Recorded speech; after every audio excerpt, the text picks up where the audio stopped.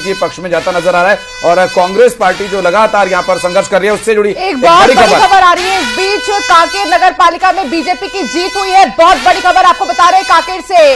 कांकेर नगर पालिका में भारतीय जनता पार्टी की जीत हुई है। बड़ी खबर, और लगातार आप तक सबसे पहले नतीजे भी पहुंचा रहे हैं लगातार, क्योंकि काउंटिंग का सिलसिला जारी है और कांकेर से खुशखबरी भारतीय जनता पार्टी के लिए है। इस पर एक रिएक्शन जल्दी से लेना चाहूंगी मैं। अरुण कौशिक जो उम्मीदवार है, लूंगी, लेकिन अरुण कौशिक क्योंकि जीते हैं उस पर एक रिएक्शन किरण जी, और इस पूरे मामले पर प्रतिक्रिया लें उससे पहले किरण जी आपके पास आए उससे पहले एक बात जानकारी अपने दर्शकों को दे दें कि भारतीय जनता पार्टी के उम्मीदवारों की जो टैली थी वो टैली अब लॉक होना शुरू हो गई है, क्योंकि जो बढ़त थी वो अब परिणामों में परिवर्तित होने लगी है। कांकेर नगर पालिका को भारतीय जनता पार्टी के उम्मीदवार अरुण कौशिक ने जीत लिया है और ये जीत का जो सिलसिला है बोदरी नगर पालिका में भारतीय जनता पार्टी आगे चल रही है। और साथ ही बड़ी खबरों पर लगातार हम बने हुए। कांकेर नगर पालिका में भारतीय जनता पार्टी की जीत, अरुण कौशिक की जीत है और यहां पर उम्मीदवार वो बनाए गए थे और बोदरी में अब से कुछ ही देर में परिणाम स्पष्ट हो जाएंगे। किरण जी प्रतिक्रिया। मैं फिर यही कहना चाहूंगी कि 13 माह पहले जिस छत्तीसगढ़ की जनता ने भरोसे के साथ भाजपा की सरकार को सत्ता में लाया था, वो भरोसा बरकरार रहा है। और लोकसभा की बात कर ले और इस चुनाव की भी बात कर ले तो मुझे लगता है कि 13 माह के जो कार्यकाल में हमने जो भी अपना रिपोर्ट लेके जनता के बीच में गए, जनता ने उसे स्वीकारा है। और जो 13 माह पहले जनता ने भरोसा दिलाया था वो भरोसा अब भी बरकरार है। और मुझे लगता है हम जनता को धन्यवाद देते हैं और ये प्रेरणा बनती हमारी सरकार के लिए और हमारे नेताओं के लिए कि जनता के बीच जाकर उनकी समस्याओं को सुलझाएं और छत्तीसगढ़ की जो विकास की गाथा 5 साल में रुक गई थी उसको पुनः मुख्य धारा पे लाएं और विकास की गाथा निरंतर लिखते जाएं और छत्तीसगढ़ को एक सबसे अच्छा विकसित राज्य के रूप में प्रस्तुत करें। जी धनंजय ठाकुर जी, कुनकुरी की जीत क्या उतना उत्साह कार्यकर्ताओं में भर पाएगी, क्योंकि बाकी जो सीट्स हैं वो आपके पक्ष में नहीं जा रही हैं?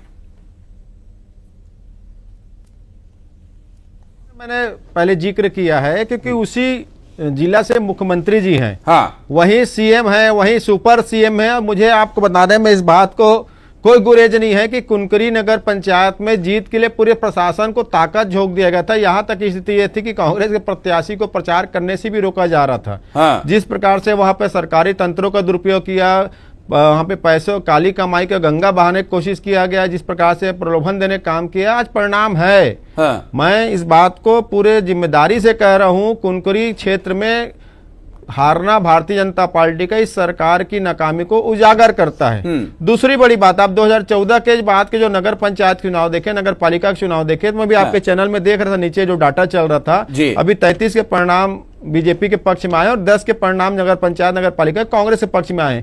तो हम तो चुनाव में जीत रहे हैं ना, और वही आप हमारे सरकार के दौरान काम को आप देखते हैं तो पूरी तरीके से कांग्रेस जीतते जीतते आ रही थी आगे में, तो ये तो तय हो गया है। दूसरी बड़ी बात, प्रशासन तंत्र का जिस प्रकार से दुरुपयोग किया गया है, जिस प्रकार से चुनाव को षड्यंत्र पूर्वक जो मतदाताओं को रोकने का काम किया गया है, तो ये जीत नहीं है। जिस प्रकार से परसीमन में गड़बड़ी किया गया है, मतदान के दिन जो मतदाता भटक रहे थे वोट करने के लिए वो वोट नहीं कर पाए हैं, जिस प्रकार से ईवीएम की खराबी सामने आई है, मैं तो कह रहा हूं कांग्रेस बीजेपी दोनों के नेताओं ने इसका विरोध किया था।